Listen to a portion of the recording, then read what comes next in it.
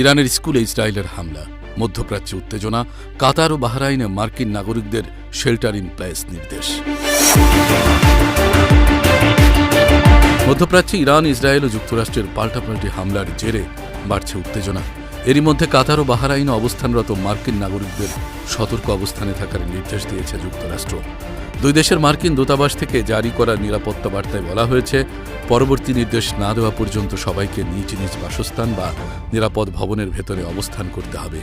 Shelter in place নির্দেশনায় নাগরিকদের খাবার, পানি, ওষুধসহ জরুরি সামগ্রী মজবুত রাখার পরামর্শ দেওয়া হয়েছে। এছাড়া জনসমাবেশ বা বিক্ষোভ এড়িয়ে চলা, পরিচয় গোপন রাখা এবং চারপাশের পরিস্থিতি সম্পর্কে সর্বোচ্চ সতর্ক থাকার আহ্বান জানানো হয়েছে। স্থানীয় গণমাধ্যমের খবর নিয়মিত অনুসরণ এবং প্রয়োজনে পরিকল্পনা পরিবর্তনের প্রস্তুতিও রাখতে বলা হয়েছে। ফোনে পর্যাপ্ত চার্জ রাখা এবং পরিবার পরিজনের সঙ্গে যোগাযোগ বজায় রাখার উপর গুরুত্ব দিয়েছে দূতাবাসগুলো।